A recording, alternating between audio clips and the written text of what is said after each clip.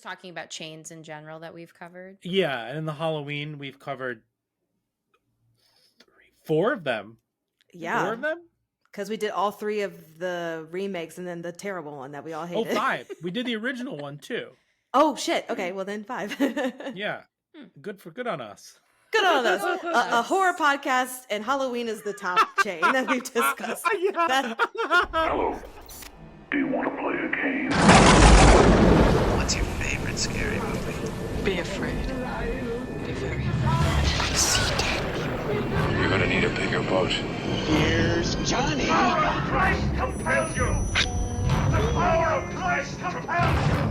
Whatever you do, don't fall asleep. Welcome to Talking Horror with Jamie and Nikisha. Hi, I'm Jamie. And I'm Nikisha, and this is Talking Horror with Jamie, And Nikisha. where we share our love for spooky things and talk horror through the lens of human behavior. Welcome, everyone. Is that a heart? Jamie's giving all the YouTubers a heart. What the kids do. I really outed myself. We're millennials, I did the people. millennial heart, and then I was like, how do I do it's like this. But Yeah, you only outed yourself on YouTube, so don't worry. Yeah, I podcasters, see, you can't see what I'm doing. That means you gotta watch us. Go on YouTube. See what we're doing. Fantastic. Well, today we are talking about something that kind of spans our millennial culture. Mm-hmm. We're talking about the 2023 horror film Saw X. I don't know why that was really funny to me. Like the idea of the Saw chain, We grew up with the Saw chain. Yeah. No, Yeah. You're not wrong. I was just in that moment, I was like, oh my God, yeah, you're right. And this God. is this the first one? No, this is one of the first ones that we've covered multiple entries in.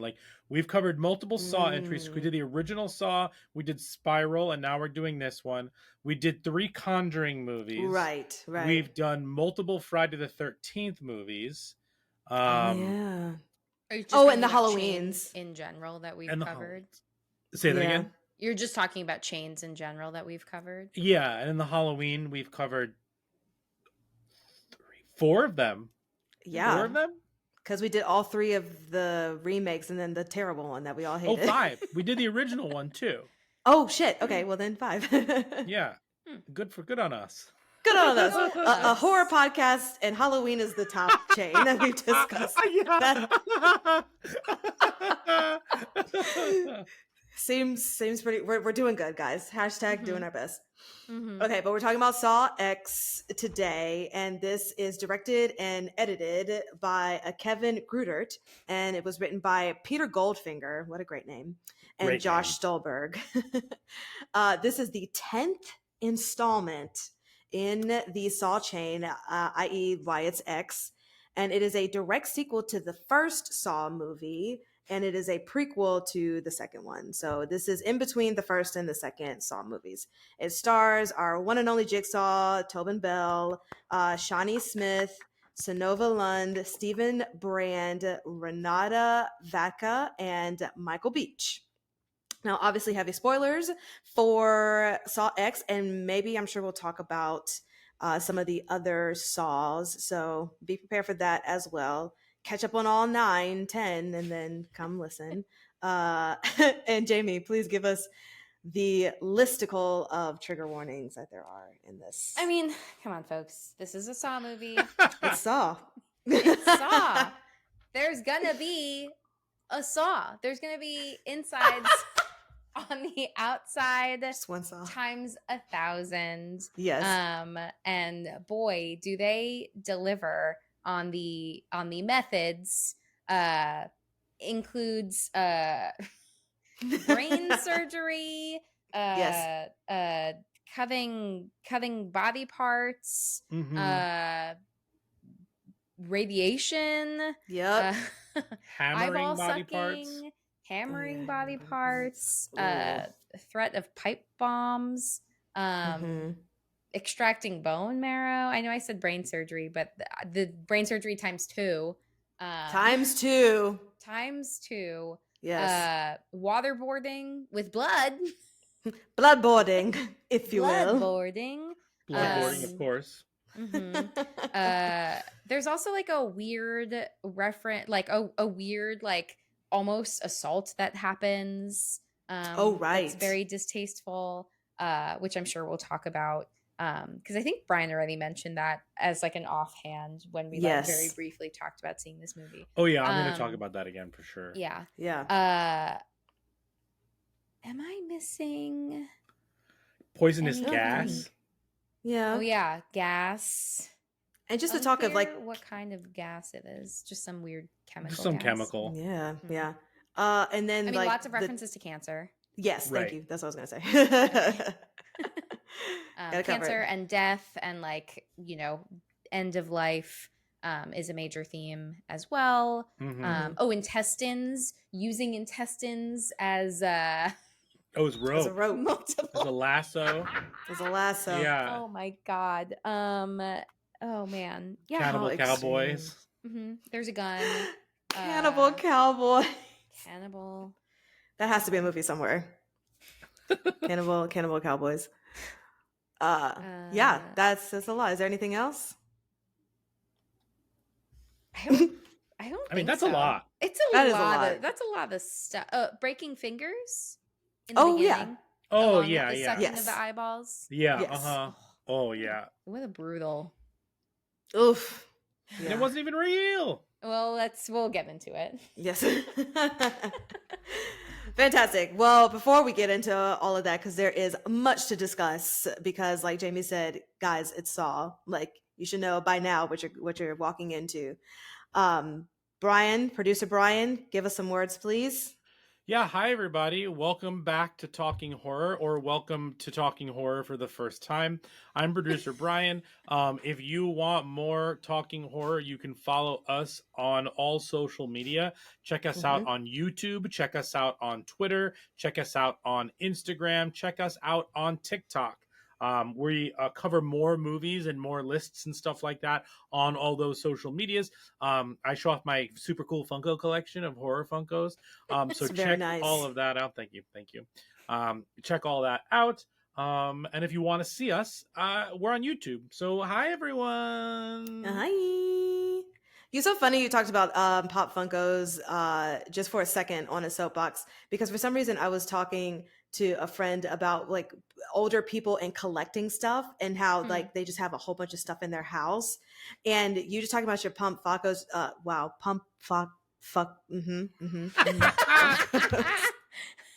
Funko Pops.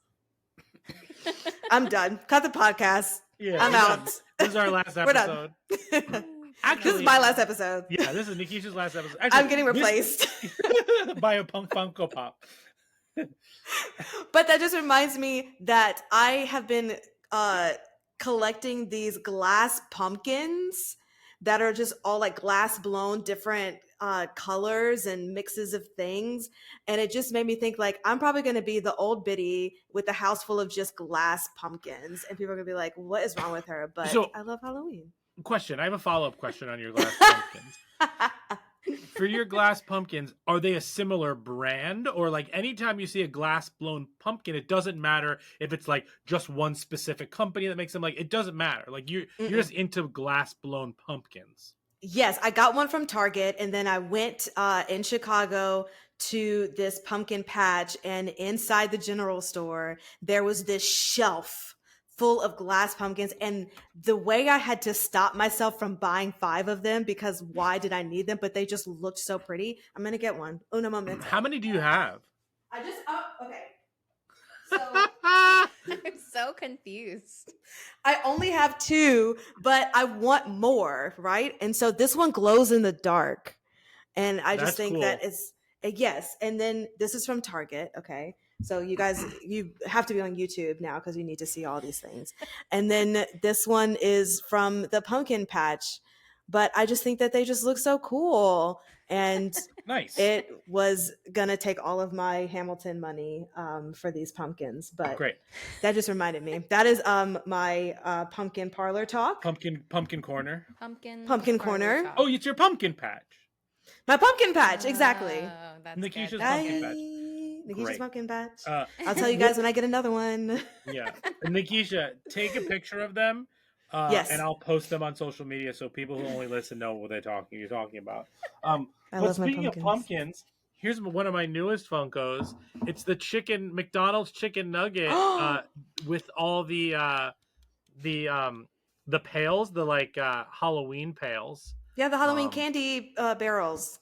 Yeah, my That's super cute. for those of you who know, my friend Robot Garytron got me Beep boop. this one. Nice. That's a really nice one. But yeah, so that's been Pumpkin Patch and Funko Corner. I don't know. In Funko Corner, yes. Funko corner. All right, so have you guys watched anything else this week? Anything spooks? Not Uh-oh. spooky. Yeah, you know what? We finished all 12 hours of the Lord of the Rings, the extended version. You did? We Mhm. That's such a powered short through amount of them. time. Well, yeah, we did The it. 12 all right. hours is short? No. The fact that between the last recording that we did, which was only a week ago, that you guys spent 12 hours in 1 week to watch these movies. To be fair, this was a holiday week that we happened to be Got it. watching. Okay. So we Yeah. had more time to dedicate to said watching. Yes. Gotcha. And How we do you took feel that about it? opportunity. It was her first time ever watching these things, so Yeah, it was my first time ever watching like the first two Lord of the Rings period, and Mhm. my first time with the extended cut for all of them. Got it. And I was like very surprised how much I really enjoyed these movies. And they made me very emotional. And then I was super sad that they Oh. were over. Really? Yeah, I was like, oh my God, like I spent this week with my friends, and now what am I supposed to do? Yes. Like, what are my friends doing now? They're just Yeah. And apparently Oh. Brian can speak to my reactions. oh yeah, some of them were amazing. So I'll tear some highlights. In the Yes. first movie, The Fellowship of the Ring, when Gandalf defeats the Balrog and it starts falling off the bridge of Khazad-dûm, Jamie was like, "Yeah, fuck that Balrog." She was like very into it. And then Because when I knew what the Balrog was. This is a nerd alert. Nerd alert. Pew pew pew. Nerd alert. I used to play MapleStory in like high school, and it's just like an online game, and there were Balrogs in that game, so I was familiar with the Balrog. Okay. But when the I whip know. comes back and pulls him down into the like it pulls Gandalf down, she gasped audibly. I That was shocked. I was not expecting that to happen at all. I didn't realize that he gets. I knew like these movies came out like for a while, so like I've Mhm. seen gifs. There's like a million memes, blah blah blah. So I knew that Gandalf. Spoilers. I knew that Gandalf the Grey turns into Gandalf the White, and I knew that it had something to do with like going down this hole. But I did not know that he gets pulled in, and that shocked me. I wish I knew exactly what you were talking about, but I'm glad that it gave you such an emotional reaction. You should what was going watch on. it. I Okay. was surprised at like how strong of an emotional reaction and connection that I had as Yeah, someone who yeah. like I'm not like a huge fantasy person. It Yeah. takes like it needs to really have a particularly compelling story to like engage me. This is also Mhm. like I saw the third Lord of the Rings movie when it came out in theaters, having not seen the first two because one of my friends went on a date and didn't want to go alone to the movie theater, and so she made us all go and like sit in another row. So I like went to see Yes. a movie that I had no context, and like Yes. rewatching it now, I'm like, how like obviously I didn't enjoy this movie. I had zero idea what was going on. Like it bore no weight to me, and I hadn't read the book, so I just was like, I don't know what the heck is going on. Yeah. So I was very surprised at like how moving it was, and it really holds up, and it's excellent direction and really good practical effects. And there are some like genuinely like horrifying moments because like Peter Jackson has like horror film experience, Yeah. and I mean, there's like some silly CGI moments, like when I keep laughing at there's a scene where like Frodo has the ring and he's with Bilbo and he like turns into a monster and he's like, "Ah!" And they like CGI his face to look Mm. like what's his face from Star Wars? Do it. That's what that The reminds me Emperor. of. He looks like the Emperor. So like that was like creepy. There's like a creepy moment with what's her face? Galadriel also talking about the ring and like she's like green and like it's like Kate Blanchett like is in like weird like gray green scale and is just like Oh. talking about like what it would mean for her to have the ring and it's like very like it's freaky and like all of the evil like creatures and stuff like the creature making is like really impressive. The Nazgul, right? The ring wraiths are like yeah. terrifying. So there's like a lot of really, really clever like horror elements sprinkled throughout this trilogy that I wasn't expecting. Yeah. I mean, that's amazing. I mean, and it's popular for a reason, right? Oh, I yeah. mean, Yeah. like even someone who, like Jamie said, might not be super into like the fantasy whatever's, and I feel like I'm a little bit of the same way. I can still appreciate like just a good script, you know, good Mhm. acting, like a good story, and good effects, like Mhm. and cinematography. So that's good that you Yeah. enjoyed it. And everyone's so genuine. Like it's just a movie about relationships and the Mm. relationships are so strong and it's like it's also excellent character development. Like really compelling development and like and yeah, it got me. It fucking got me in 12 hours. So Nice. so that's been Jamie's Nerd Nook and if you Ha! obviously haven't watched these, like I would highly recommend them. Yeah, I love that. That's great. Maybe one Mhm. day, maybe not the director's cut as a first try. Or actually, that's a question. Would you recommend doing the director's cut if you're watching it for the first time or just to watch the theatrical release? I mean, there's like a ton of context, and I would ask Brian, like, is this in the regular? Or like sometimes he would just say, like, Right. okay, so like that's not in the theatrical cut. Mm-hmm. I mean, sometimes it's helpful because again, like it's all just adding to the character development and like the world building, which Yeah. obviously is like huge and like just so elaborate. Mm-hmm. I didn't mind watching it and knowing that I was not going to sit we watched this like over multiple days. So like Right, we weren't just exactly. like sitting and like saying like okay, we're Right. not going to move for 12 hours. Like that's not Yes. don't do that. But like I liked the way that it was broken up because also it was nice to continue straight from the last into the next one, but then still Mm. like take the breaks. But I liked watching the extended versions because Mhm. I liked having more context for like you know what was compelling people to do certain things and like the Right. customs and things like that because again it's all about the character building and like you connect with them more because you know more about them and you're learning more about like their ways of life and why all of this is meaningful to any of them. So Yeah. I found that helpful. Yeah, I Okay. think there's also another way to think of it where like if you want to start with the theatrical cuts, get it down and really like enjoy it. But if you think you're going to watch it again, then you can watch the extended versions and like just fill out the world a little bit more. So there's kind Ah. of like an evolution of where you're watching them. But if this is a situation where it's kind of like a one and done, like I'm going to watch these and then maybe I'll watch them again, or maybe the next time I'll watch a shorter version of them just to like get it out of my system, then yeah, sure. Okay. The to me the extended versions are those are the movies. You know what I Okay. mean? Yeah, absolutely. But like I get watching the shorter ones and then graduating to the longer ones if you enjoyed the shorter ones. Right. Okay. That's another way to Cool. think of it. I'll have to put it on my list of things to watch. Fantastic. Was there anything else that y'all have watched, or I'm sure y'all were movied out after that? No, that was pretty much it. Although, again, maybe not quite horror, but I started watching Special Forces. Yeah. What is that? Okay, so it's a reality show.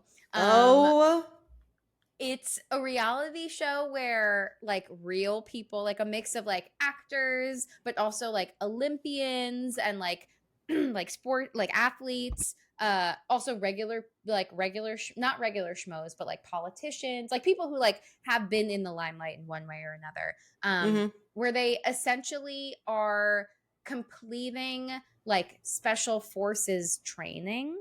So they're with like you know, an Air Force person, a Navy SEAL, I forget what the special forces is called in the UK. There's like a couple people from there. But they're doing like super intense training. Like one of the things is they're submerged while in a Jeep. They're submerged. They have to hold their breath underwater for 20 seconds in the car, and then and then they can go up. They're also this one I forget. It takes place somewhere very hot. So they are like running around in the desert. They had to do some challenge where they were like crossing on a rope that was like very full of slack, which it just seemed like impossible to do. They had to fight someone who was wearing like you box and stuff, like someone who was wearing like a full like gear. They just had to like, without them having gloves or anything, just like beat on this like person covered in like the protective gear as like special forces training. Oh my God. But it's wild. Like we were watching season 1 and it has Scary Spice. It has Kate from John and Kate Plus 8, Kate Goslin. No way. It has Beverly Mitchell from Seventh Heaven. Okay. I forget who else. Did you say Carly Lloyd? Oh yeah, Carly Lloyd. Mike Piazza, Dwight Howard, Anthony Scaramucci. That one's funny.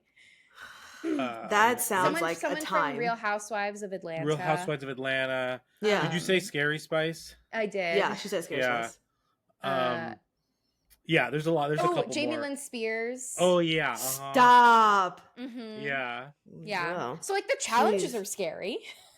Yeah. That is insane to think about. Sorry, go ahead. Wide receiver Danny Amendola. But Brian's favorite part is so like they do these challenges and they're all living like in some like desert style army They're housing. like literally in the middle of Jordan. Yeah, that's where they are. And oh my God. And all of the special forces guys like every routinely come together to talk about, they call them the recruits. And what do they say that makes you laugh? Like, we gotta dig deeper. And then they put a hood over their heads and like bring them into the like interrogation room. So wild. And they're just like absurd. They're asking them questions about like, why are you here? Why are you here? What's the reason why? And it's like, I just never got over this thing. And it's like, okay, do better. Yeah. Oh my God. Yeah, they're just like, because they're like, you know, it's part of the army or like special forces training, so they're just like yelling at people. It's amazing. The whole time. Yeah. And I'm sure they're just miserable. It's called Special Forces? Yeah. And I think it's on Hulu, and there's 2 seasons of it. And I had started season 2 with a friend, and I was like, oh my God, I have to show this to Brian. And so we started season 1. It's called Special Forces World's Toughest Test. Okay. Great. With Jamie Lynn Spear. Great. Yeah. Wonderful. Well, I'll put that on the list too, because that sounds like the trash TV that I want to see. Oh, yeah. Okay. Well, yes. With that said, let's get into Saw X. The special forces that are Saw X. Yes. Okay. So we need a plot summary of this. What's the plot? Producer Brian will give that to us, and then we will get into the things. Okay. Saw. I'm gonna do a plot summary for all 9, and then I'll do Saw 10. Great. What? Jamie's like, what? I'll just do Saw 10. All right. So I'm putting 2 minutes on the clock for you. Do you want to play a game? That's great. Plot in. Yeah, you got to dig deep. Wait, have you seen? Yeah, dig deep. Have you seen those memes on TikTok where it's like where it's like John Kramer wants you to play a game, but like you can't understand the tape recorder because it's so Yes! muffled. It's just like, what do you need me to do? I need I don't understand. I need subtitles. Yeah. Oh, and then to that, did you see the ones where it's like working with Jigsaw, like the YouTube videos? Yeah, I've Uh, seen those. Yes, or like living with Jigsaw and like Mhm. him playing a game all the time, and it's just like putting tacks all over a computer mouse, and you can't like get to your Yeah. computer. I've seen those, Stupid. and I've seen like people posting like jigsaw puzzles that they would never be able to solve, but they're mundane things where it's like it's the gif of Jordan Peele sweating from Key Yes, and Peele, yeah, and from it's Key and just Peele. like Jigsaw like gives you a puzzle like you can't correct your husband for 24 hours, like so like stupid stuff like that. Anyway, Yes, I there love are a it. lot That's of funny. great Saw memes online. Yes. Gotta All look right. out for those Saw memes. All right, are you ready? No, let's Great. do this. Ready, set, go. Okay, so this takes place after Saw 1. John Kramer is told that he only has months to live due to his brain cancer. So he is in a group for people who, like a group therapy for people who have terminally ill. And he finds out from someone else in the group that they were cured through this like Norwegian miracle surgery. So he calls he ends up talking to the daughter of the surgeon who came up with this and gets accepted into the group. He pays his money and he goes down to Mexico City. So he's in Mexico City. He's on this like beautiful resort. But he needs to be put.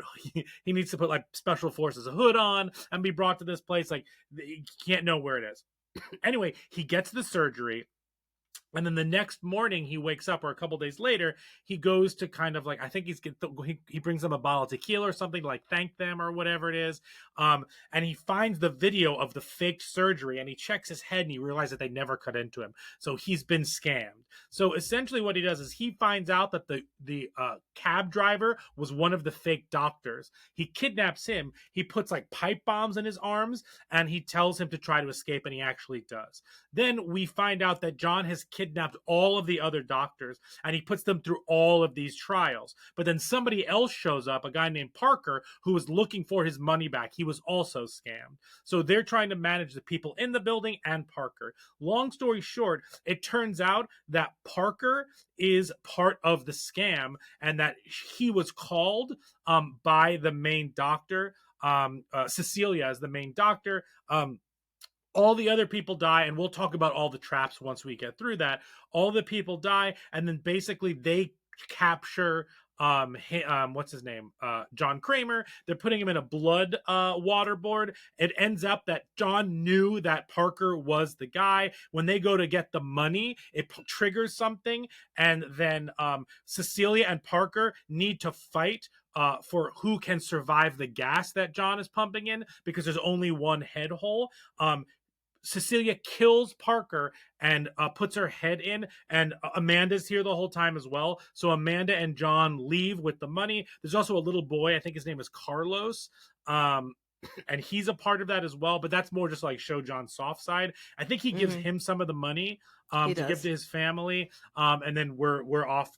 That's the end. We're gonna go into Saw 2, and then there's an after credit sequence where the guy in the therapy group who lied to John is now captured. And it's John and our guy Mark Hoffman from like Saw 4 through 7 Detective or whatever Hoffman, it is. Detective Hoffman, who basically are going to torture this guy, and that is Saw X. And that's the plot.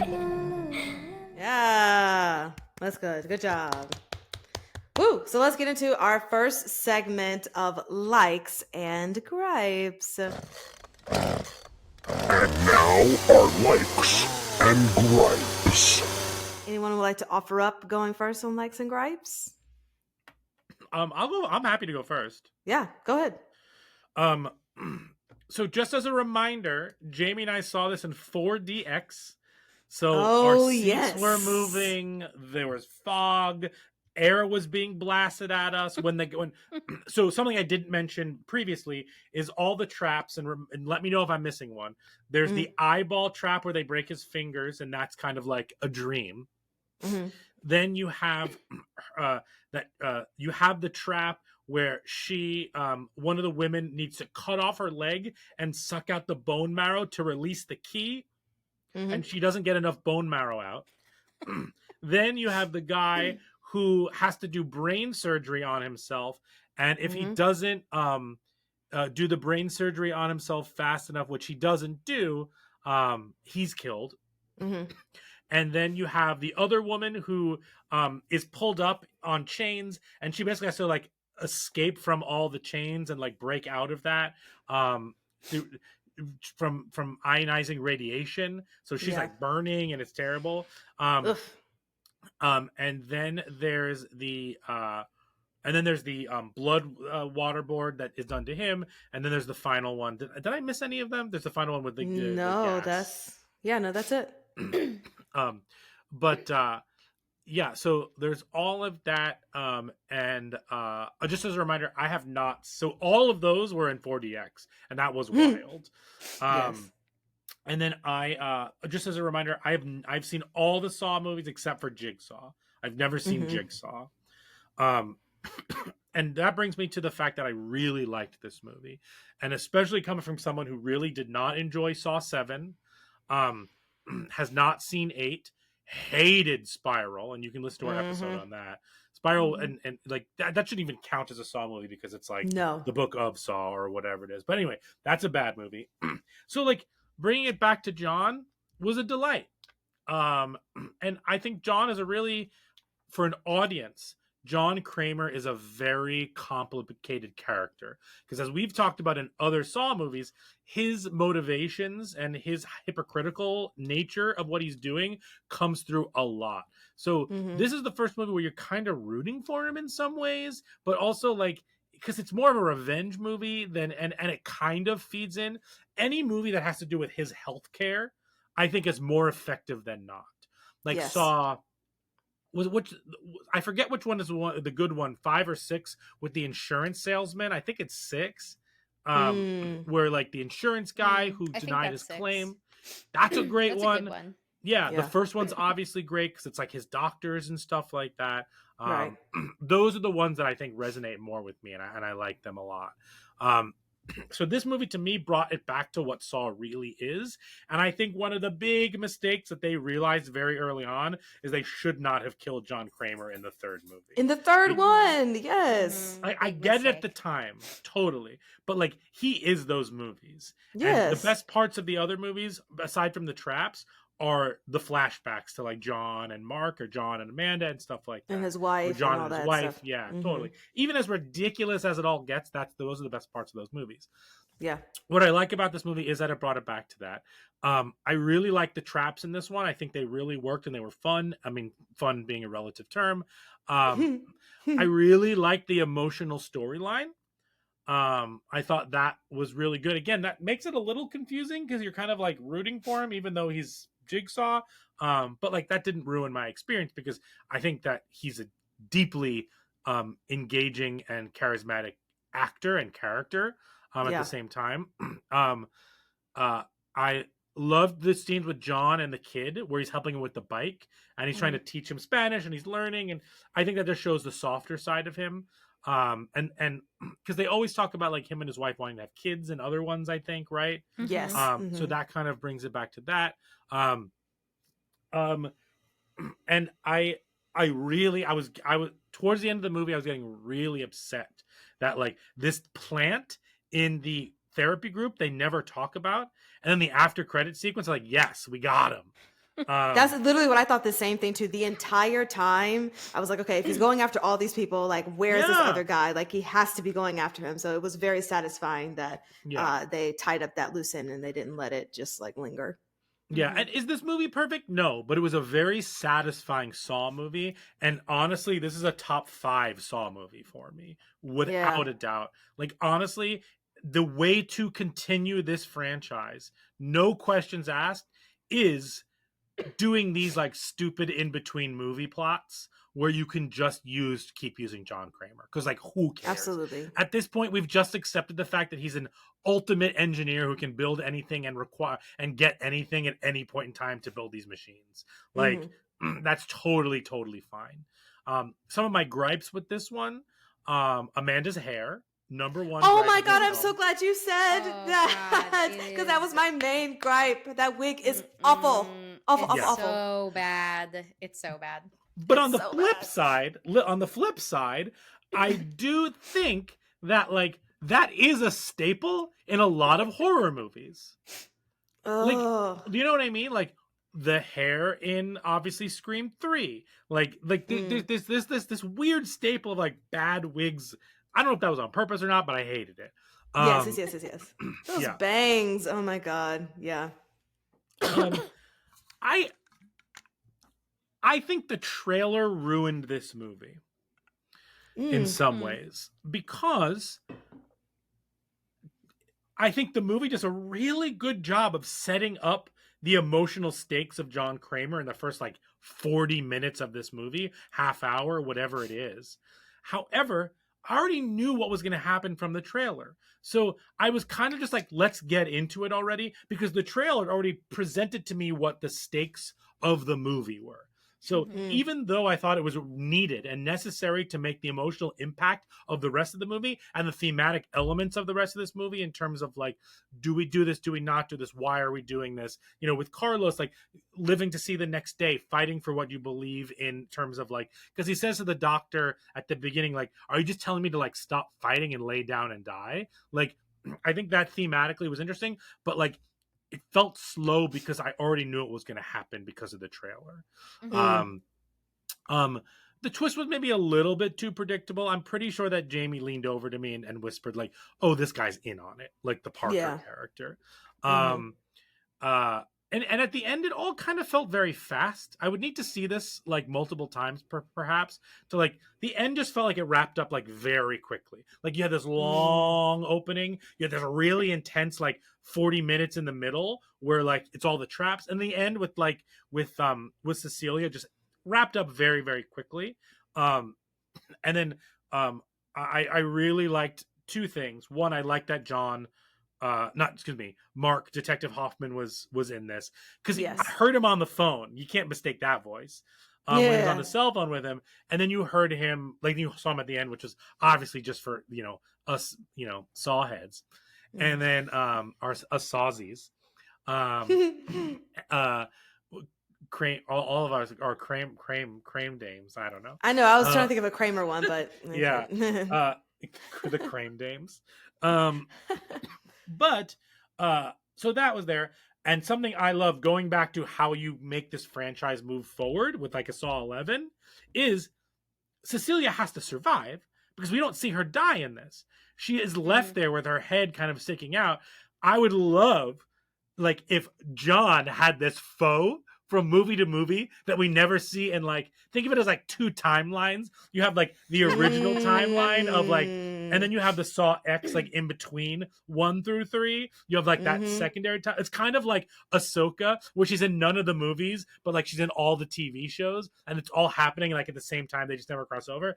Like, wouldn't that be awesome if like Saw 11 was like Cecilia trying to get back at John, and like I think that would be delightful. But I really liked this movie.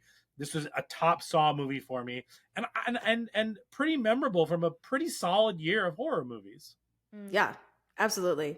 I'll piggyback off of that because first I would like to say, and I think I've probably mentioned this a million times on the podcast, but I used to rewatch these Saw movies at the end of the year with my students after we would get done with our You're fucking mad.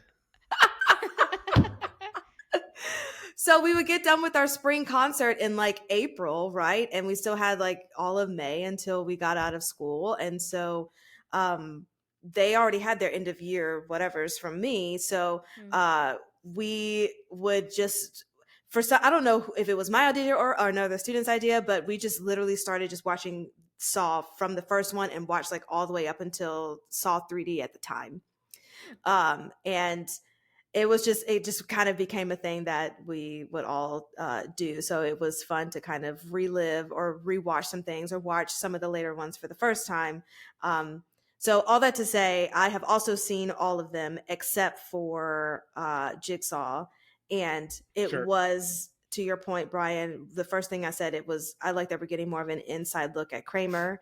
And I thought that it was a well thought out storyline as opposed to just the torture porn that some of the later Saw movies just Sure. became. Or as we learned, splatter films from our last podcast. Oh, that's right. Splatter films. Splatter films. Splat, splat. Whoa, Splat, splat.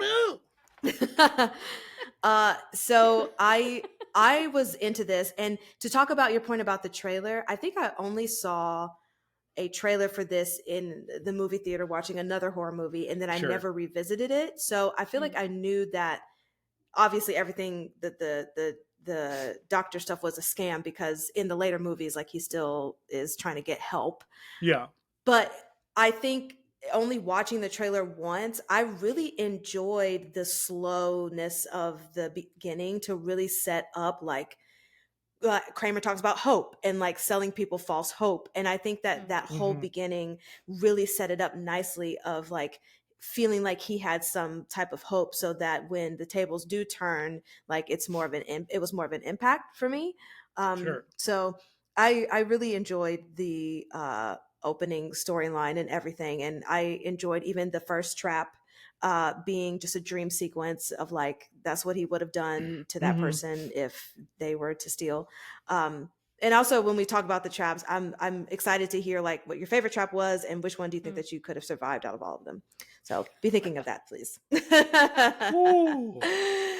So my gripe also for Brian was Amanda's hair. But one gripe that I really had to keep trying to suspend my disbelief was that these folks were not passing out from these traps, Oh, especially the leg trap, because you literally are losing so much blood and you see your leg come off.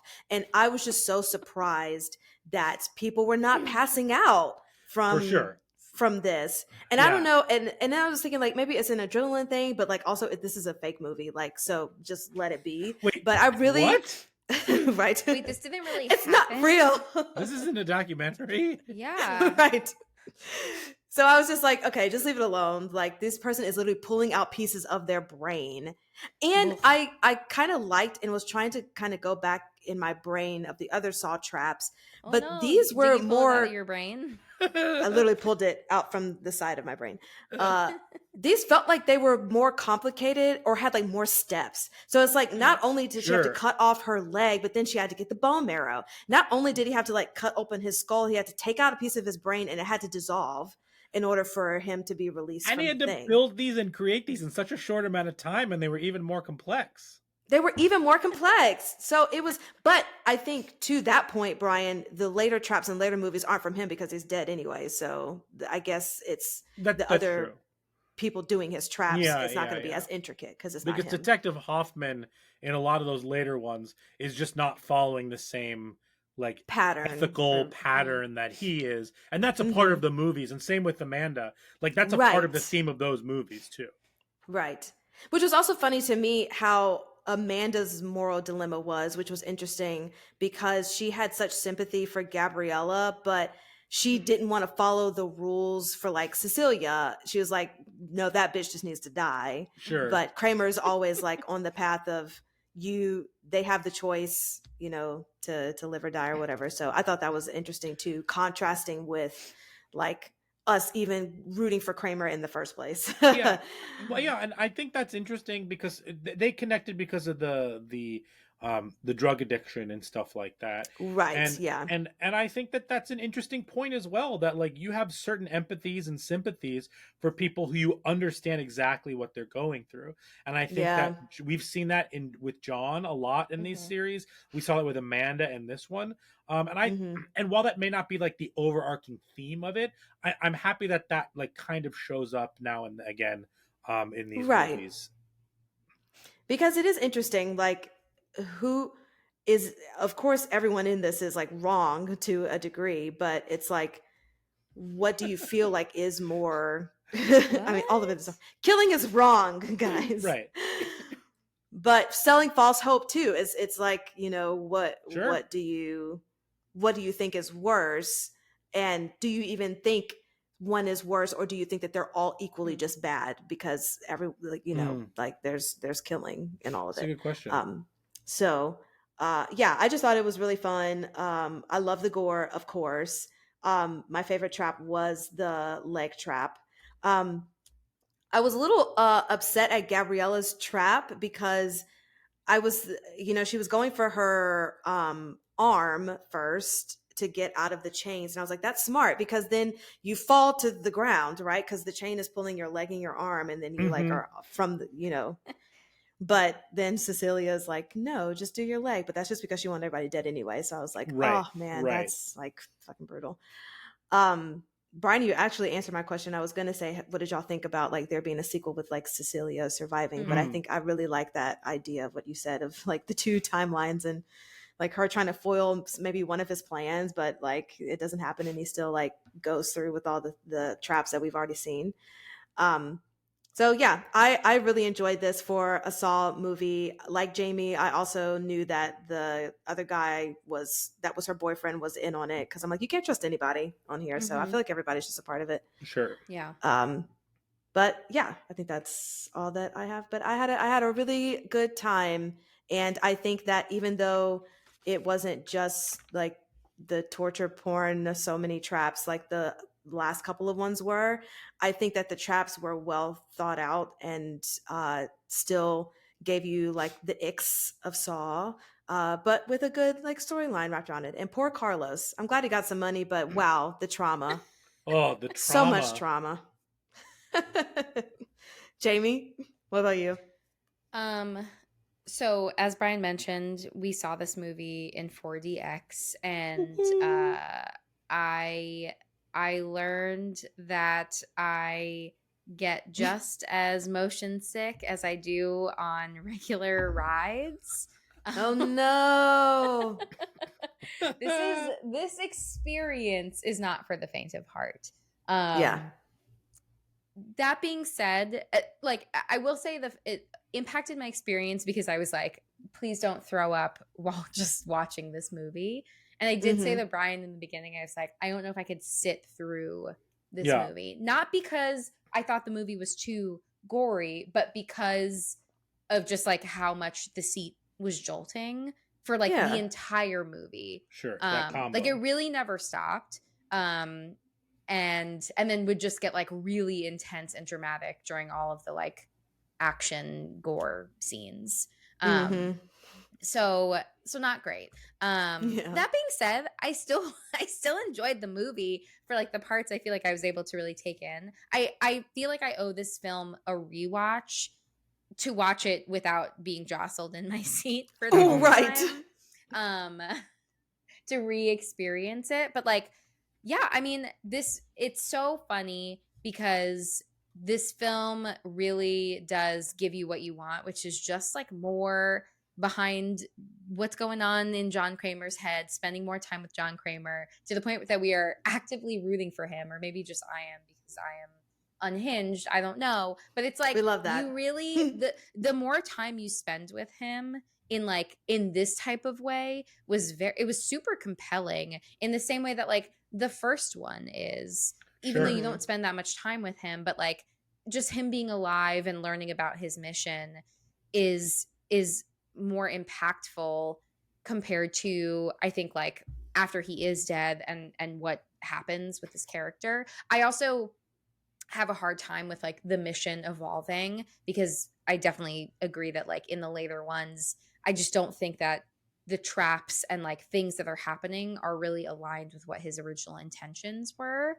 And Mhm. so there are some moments where it once again feels on the fence, even in this, but it feels closer to what he sought out to do originally. And Sure. Right. how does experiencing this, even like between 1 and 2, how does this experience like kind of ramp up what his mission really is? Because then Mhm. Yeah. it's not just like random like it's not just the fact that like he is facing death and like that experience that I certainly can't speak to at all. Like I don't know what that's like. Mhm. But like how that affects his psyche and the way that he views life and humanity, and like it fundamentally shifts his viewpoint where he's identifying people that he thinks are not like living, that he thinks are not taking advantage of the life that they have. And like in this too, there's like a hint of like jealousy, I think, with that. There's more humanity than just like I need to test people. Like there's like this Yes. deeper level of like just the weight of that. Again, where I think it's like one of his doctors is saying you have to accept his fate, and he reads that as like, what, you just want me to die easy? Like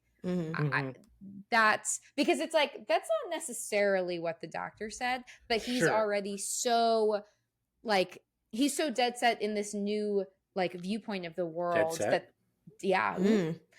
that he's not going to hear anything else. So Right.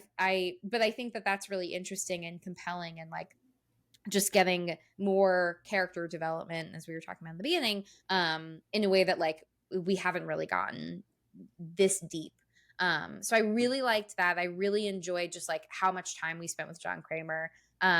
You know, from him sitting on a bench and drawing out a torture device, and then being just like, I'm just gonna throw this one away. I don't need this right now.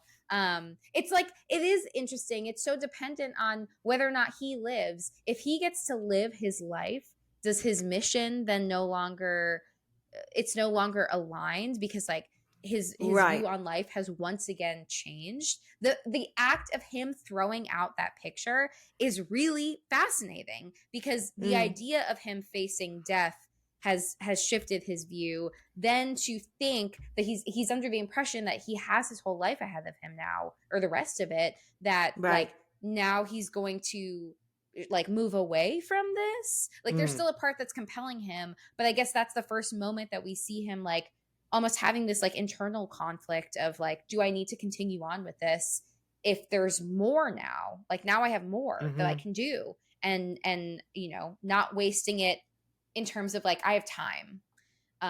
So I just think all of that is like super fascinating coming out of like a Saw movie. Yes, so many layers. But taking off my elitist film lens, the traps are wild.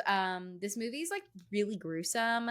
I feel like more than the last couple have been, because it's just like, I don't know. I just feel like there was a lot of like slicing and sillier things happening in some of the later entries in the franchise. And this one is like, there is slicing, but it's like and dicing.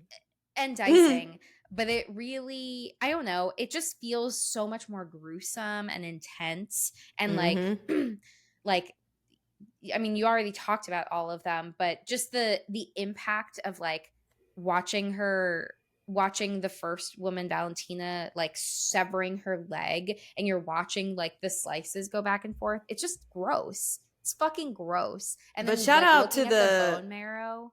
Yeah, shout out to the Foley team. Oh, yeah, because I mean, whoever that is king, because like that's how you make this even more like just the sound design for something like this is really important to like, you know, get the intended effect. And like listening to I don't like this word, but I'm gonna say it. It's a lot of squelching noise that's happening with that.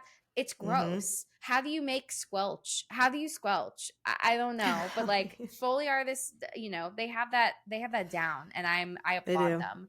I applaud them. The brain one, ugh, like that was like I think that was worse than the leg. I don't like brain stuff. I don't like, you know, I was just like, what if you like hit the wrong thing and then like you was lose just like, all yeah, that one I did not care for that personally, but it was very effective. It was gross. It was gross. And the waterboarding, I didn't care that much about that trap. It because the situation was so absurd at that point, where this little boy is being blood waterboarded. It's perhaps one of the most absurd things I've ever seen. And and like just them pushing back and forth, and the boy seeing John Kramer like take it, but he knows that he's like dying of cancer, and so then like this little boy goes to hit it, and it's just like, what world is this happening in? This is like, Yes. anyway, so that was comical. Maybe we needed a little bit of a respite from the other really intense things happening. Maybe. But I always love when the soundtrack pumps in. Like at the end, it's so satisfying. And it's so funny that it's called Zeb's theme, and Zeb doesn't make it past the first movie, and it's now the theme of. I love that so much. Of the whole thing, yeah. Mhm. Yeah, sorry, Zeb.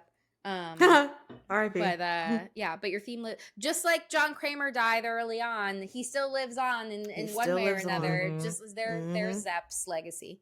Yes. But yeah, it just like as soon as it starts playing, you know, like oh, what's gonna happen? Yeah. Somebody's Here's got the got. twist. Here's the twist.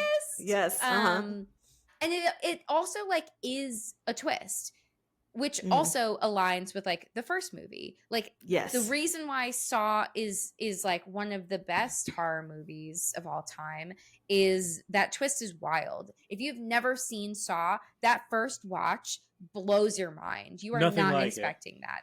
You can't, and like you can't replicate, like you can't go back and watch it again and like experience that the same way unless you have amnesia and you can't remember.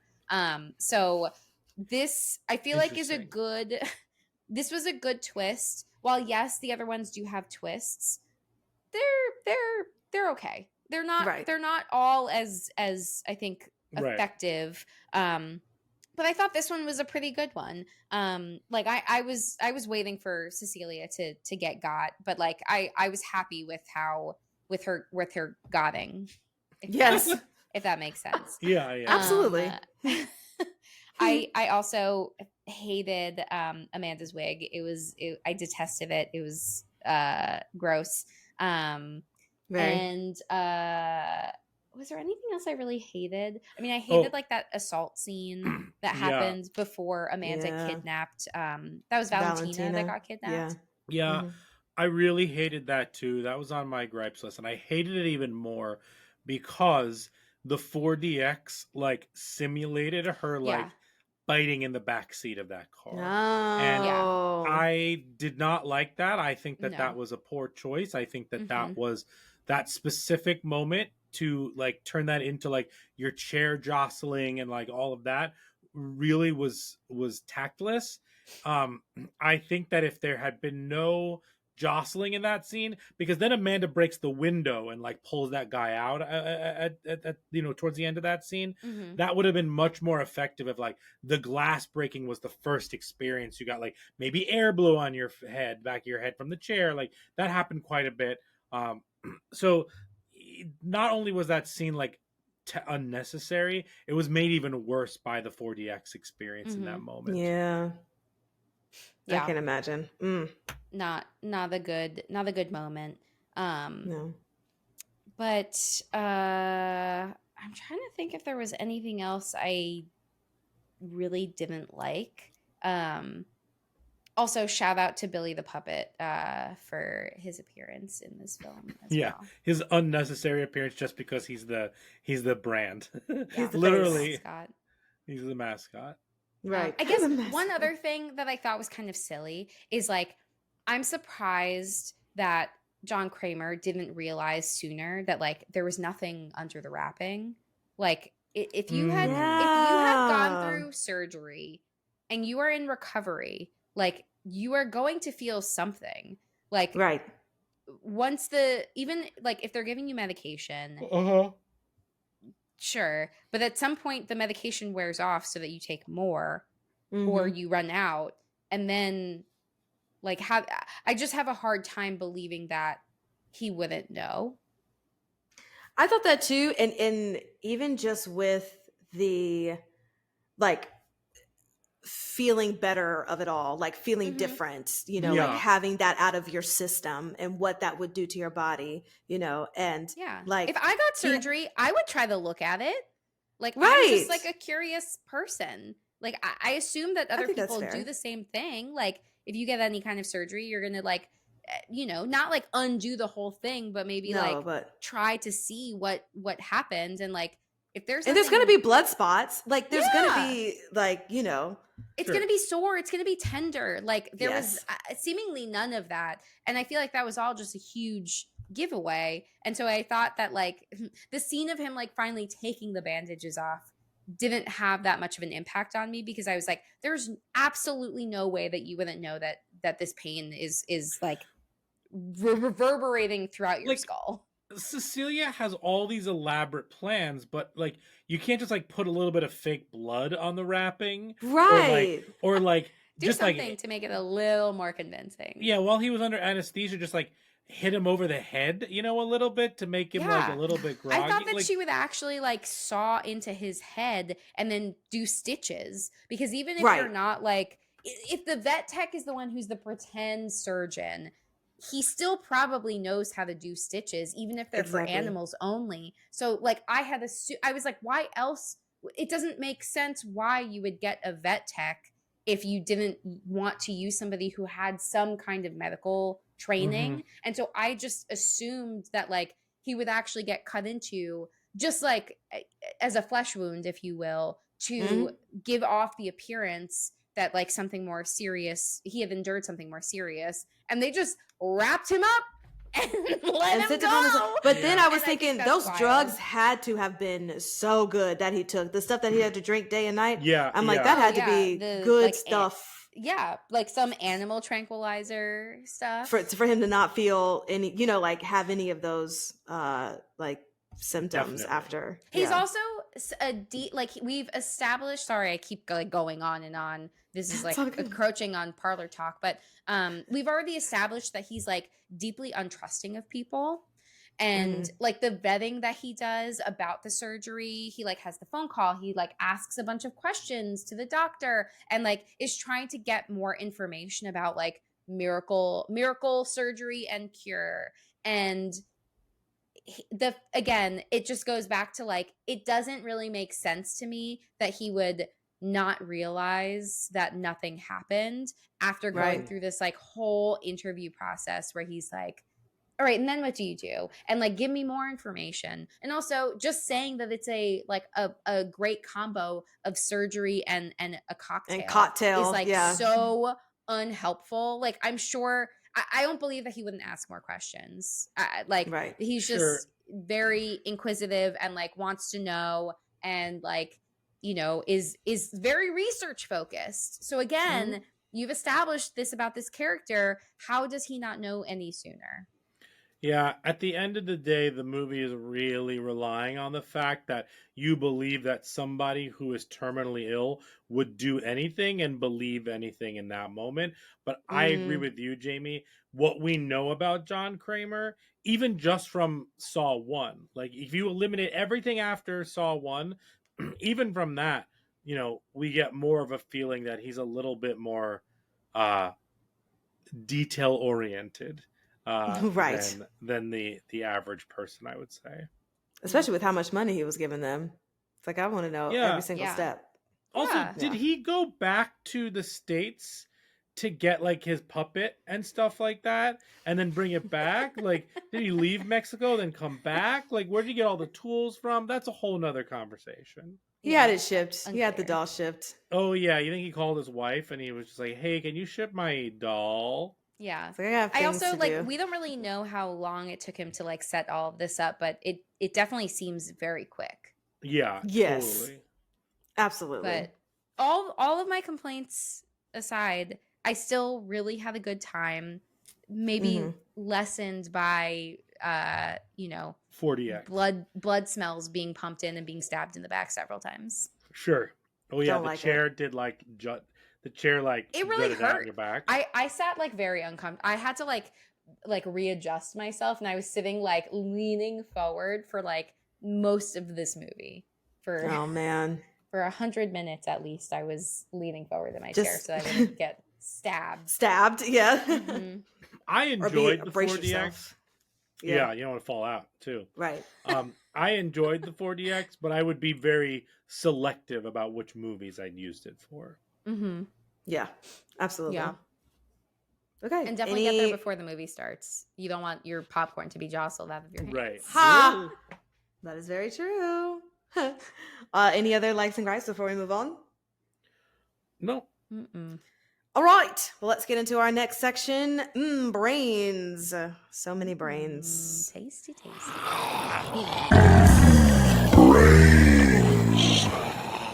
So many brain surgeries. Oh, so many brain surgeries. That's wild to me. Anyway, so Jamie, you had mentioned this before, or maybe Brian did, about just the group therapy sessions that were happening. But I just wanted to ask if you knew by chance, do all terminally ill patients like have to do the therapy, or is it that just something that's offered to them as kind of like a helpful mental thing? Yeah.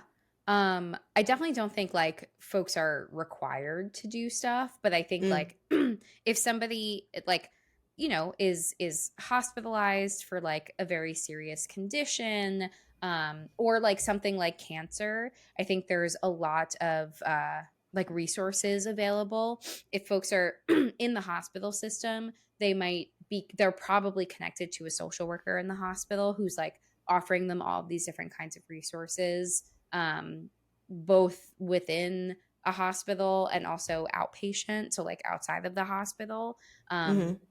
For like cancer in particular, there's like hundreds of groups and resources, and not just for like people who are experiencing like any health issue or cancer, but also like, you know, the support system, like folks, there's support groups for people whose family members have a terminal illness or have cancer, and like they can get support too, because it really affects everyone.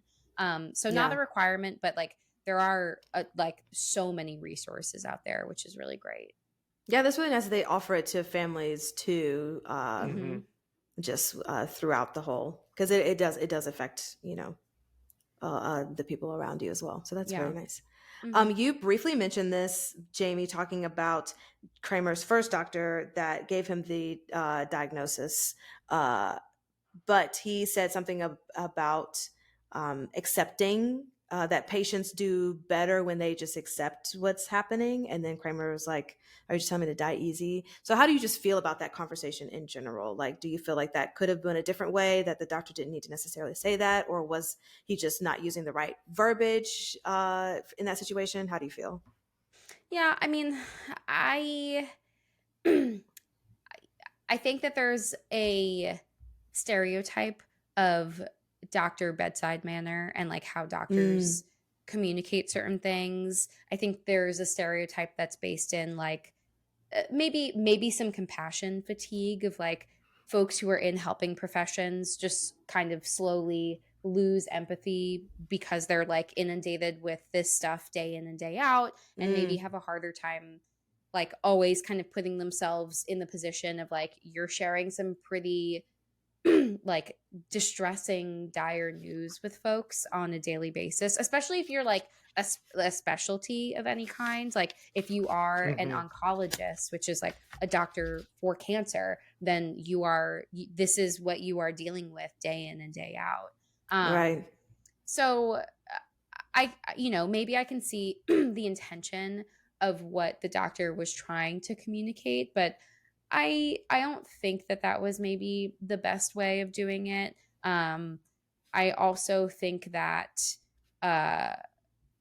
like is that I have mixed feelings on this. Like, is that the doctor's role? Like, what do you feel like the doctor's role is to provide that source of comfort to somebody when receiving that news?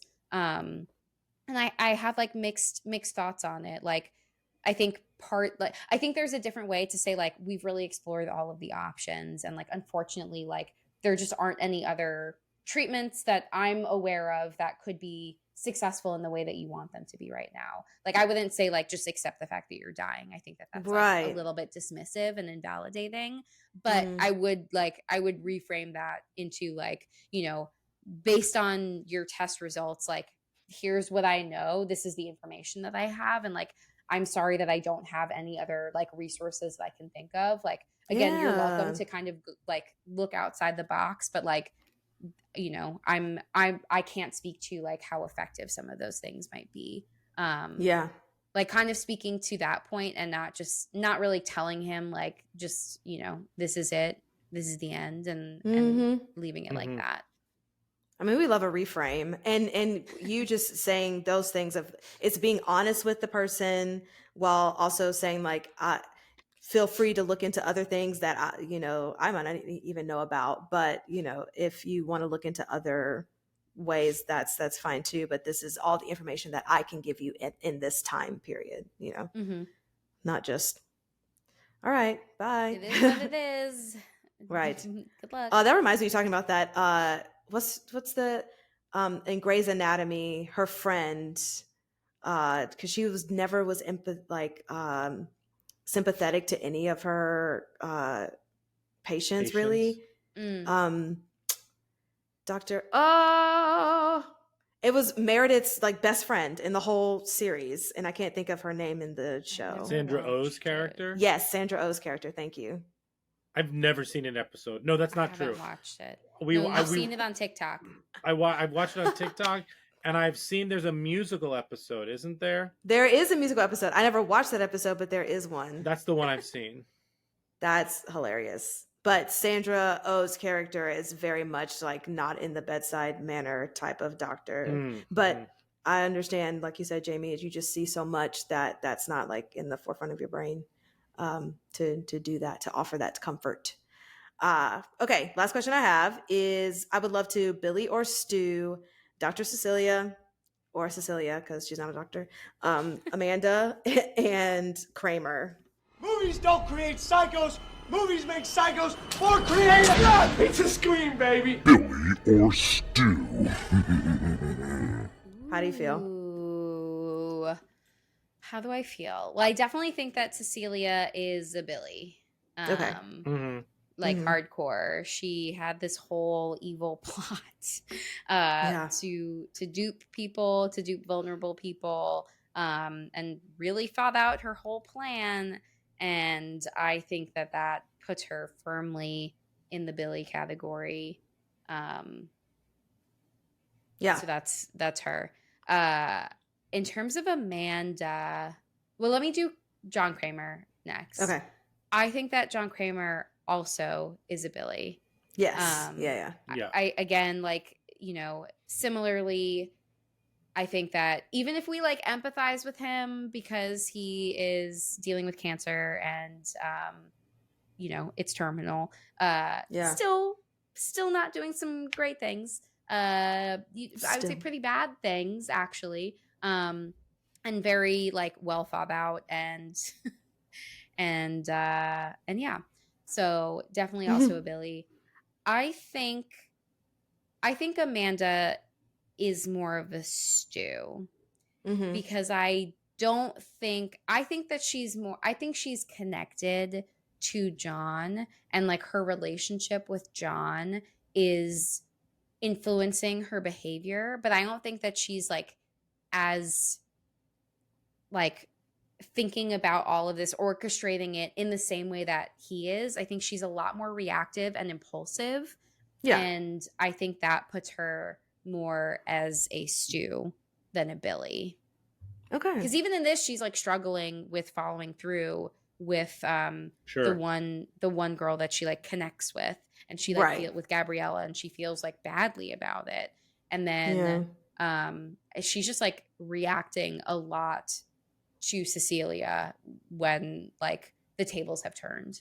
So I think that I mean, she's like playing it up, but I think also like if you've seen some of the later entries of the chain, she's also very Stu-like. Yeah, I see that. Yeah. Okay, great. That's all the questions that I have. Brian, did you have anything? No, I think that's really great. Fantastic. Well, should we rotten tomatin this? Let's rotten tomatin it all. Yes. It's the Rotten Tomatoes game. Okay, let's dig deep. Let's dig deep. What do you think this has on Rotten Tomatoes? Jamie, you want to guess first?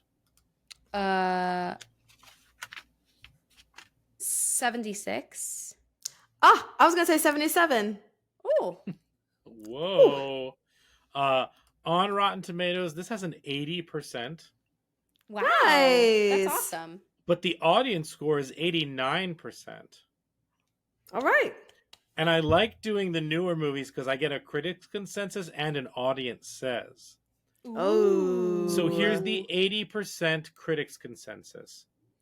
Led by a franchise best performance from Tobin Bell, Saw X reinvigorates the series with an installment that has a surprising amount of heart to go with all the gore. Okay. Yeah. Yeah. I dig that. I dig it. The audience says, adding dimension to the franchise's main characters while still leaving plenty of room for the gruesomely graphic horror these movies are known for, Saw X might be the best sequel in the series so far. I think that's debatable, for sure. Yeah. But it's I- it's higher up, yeah. Yeah, I don't know if I'd put this higher than 1, 2, or maybe 3. Right, yeah. Yeah. But I would put it above everything except for maybe 6, whatever the insurance salesman one is. I'd like to put think this at my that's 6. 4th. Yeah. Yeah. Cool. All right, next, what do you think this averaged on Letterboxd? Again, it's out of 5 with decimal points.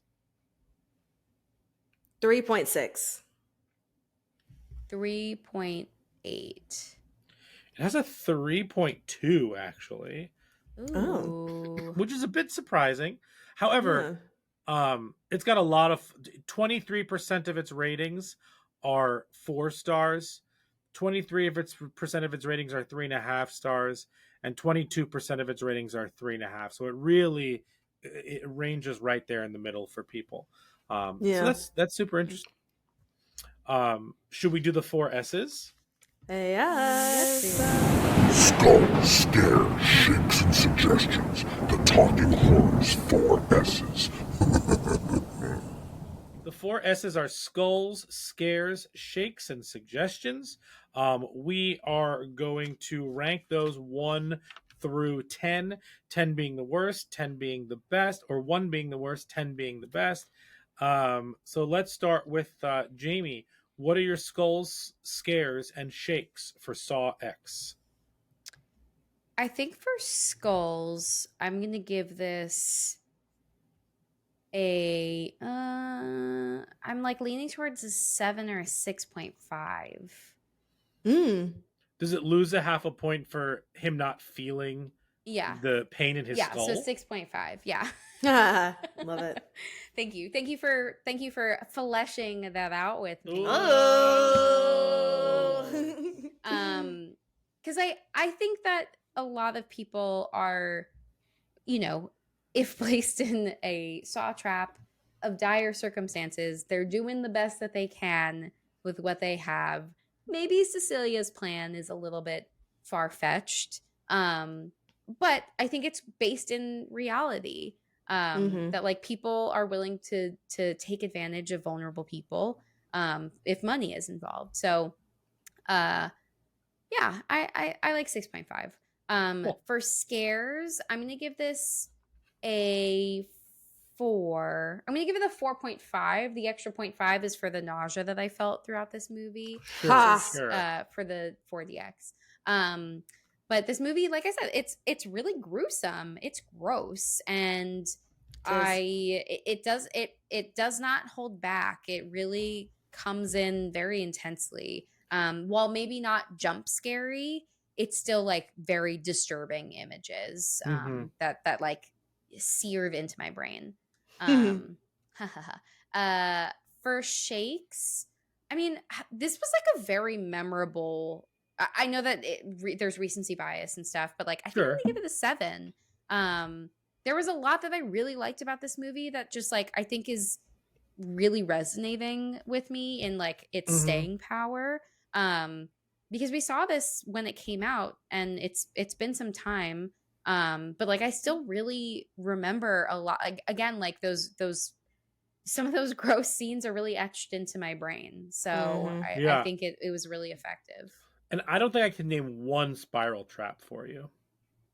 Oh no. I don't remember that movie. I remember No. the end because I was Yeah. like, oh, it's over. Ha! That part. Nikisha, what about you? Yeah, Skulls, I gave it a 7, just because it was dealing with a lot of moral things that I thought was really interesting for the Saw movies.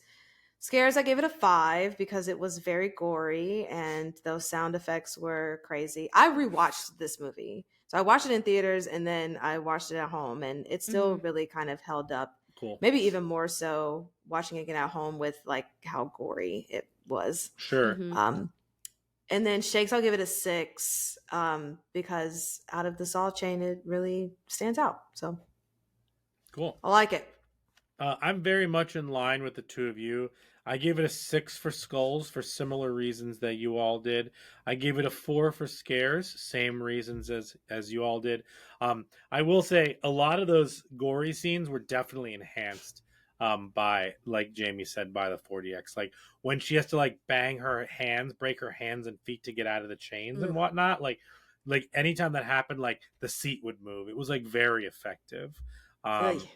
And then I gave it a 6.5. I'll just give it a 7. I'll give it a 7 for Shakes because I can't believe that the 10th movie in this chain like really stuck with me. And again, recency bias out, like I will definitely consider this one of the better Saw movies, which is like kind of crazy after like all these years. Right. And then I'll start with my suggestion. You want a Saw-esque movie that's kind of cool. We recently watched and I really liked The Collector. Oh my God, you did mine. That's so wild. Wait, that's your suggestion too? That's my suggestion too. Okay. Yeah. I feel like it really is aligned with Saw X in particular, just in terms of like character development and like what's happening without spoilers. And it's also pretty gruesome and gory. That's like a warning. Yeah. Okay. We really enjoyed the hell out of it. Yeah. What was it on? I got squeamish at times. Yeah. It like I was like grossed out. Yeah, what did we watch that on? When we watched it, it was on Prime. Okay. But let me just double check where it is currently. Yeah. And there is a sequel, but we did not watch that. We didn't watch the collection, I think. So it's the Collector and then the collection. It's still on Prime Video. Oh, great. Okay. It was awesome. It's also on Tubi. Yeah. Tubi. Love a good And Tubi Pluto. movie. It was totally worth it. Really great. Yeah. I think you would really dig it, Nikisha. Okay. Fantastic. My suggestion was just like in being in a game and like getting hands out of handcuffs. So Gerald's Game. Oh, okay. Yeah. Well, that was it. Cool. Great. Well, that wraps up our episode of Saw X. As I try to do my heart thing again. Saw X. We loved it. You can follow us on all social medias, TikTok, Instagram, Twitter, at Talk Horror Pod, POD. And Brian, where can they listen to us? Yeah, you can listen to us wherever you get your podcasts. So an example of something like Spotify. Perhaps you listen to podcasts on Apple Podcasts. Yes. And don't forget, it really helps us this holiday season. All we want from you is a review. So definitely you can review us there. 5 stars, please. And thank you. Also, before we go, I do thank you for the holiday gift, the Christmas gift. But something I do also want to mention is that this is the last episode of season 5 of Talking Horror. What does that mean? That's a great question, Brian. What that actually means is nothing. It means that we're just taking a week off where I'm going to air an episode from the past, and then we'll start again this holiday season. We're going to do some other movies that we missed. and then we're gonna do some holiday movies, and then we'll be back at you also with our best of the year. I love doing that episode; it's so much fun. And then we're just gonna kick it into full high gear. Next year is a lot of movies coming out, so super excited. So keep on listening. So the next time you listen to us with a new episode will be 2 weeks from now. Season 6, baby, get ready. Get ready. Season 6, baby. Fantastic. Hashtag still doing our best season 6. Still doing our best. Fantastic. You have a quote, Brian? Or are you good? No quotes? I didn't have any quotes from this one, but there was that one quote where it was like, oh no, I have to saw my leg off. I can't. I don't know if that was a quote, but that's what she probably would have said if, Yes, if you had to. Ooh, to okay. I paraphrase it. found some on IMDb. Yes. We have "This is not retribution; it's a reawakening." Ooh, good one. There's that's a good one. also "You've played your last con game, but not your last game." That's a great one. There it is. Yes. Love it. Love it. Thanks, guys. Till next time. Bye. Bye.